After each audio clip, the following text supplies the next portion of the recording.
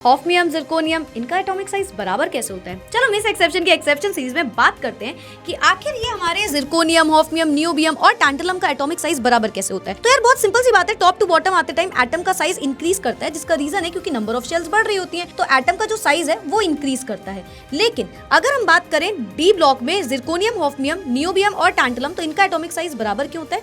देखो दरअसल बात क्या है कि लैंथनम के बाद हमें लगता है हॉफनियम आ रहा है, पर एक्चुअली में लैंथनम के अंदर आते हैं 14 लैंथेनॉइड्स। 14 लैंथेनॉइड्स आते हैं जो कि एफ ब्लॉक में बैठे हुए हैं, और एफ ब्लॉक में होता है पुअर शील्डिंग इफेक्ट, यानी कि इलेक्ट्रॉन्स जो है वो आपस में रिपल्शन कम कर रहे होते हैं इनर शेल और आउटर शेल के, जिसकी वजह से लैंथेनॉइड कॉन्ट्रैक्शन होता है, यानी कि एटम के साइज में एक सडन डिक्रीज देखने को मिलता है। और इसी एटॉमिक साइज के डिक्रीज की वजह से, क्योंकि सीरियम के बाद ल्यूटीशियम आता है और ल्यूटीशियम 71 के बाद आता है हॉफनियम, तो दरअसल हुआ क्या है कि यहाँ पे ये लैंथेनॉइड कॉन्ट्रैक्शन की इफेक्ट की वजह से हॉफनियम का एटॉमिक रेडियस थोड़ी सी कम हो जाती है, जिसकी वजह से इन दोनों का एटॉमिक साइज जो है वो इंक्रीज ना करते हुए बराबर हो जाता है ऑलमोस्ट। और इसी तरीके से थोड़ा थोड़ा इफेक्ट टैंटलम को देखने को मिलता है, जिसकी वजह से इनका भी एटम की रेडियस हल्की फुल्की बराबर हो जाती है। पर जैसे जैसे आप आगे बढ़ते हो ये इफेक्ट कम होता जाता है, यानी कि फिर से वापस से एटम की रेडियस इंक्रीज करती है। आई होप सो ये एक्सेप्शन अच्छे समझ में आएगा, और अगर आ गया तो क्लियर जरूर लिख के जाना कमेंट सेक्शन में। Bye bye, take care, keep studying, keep learning.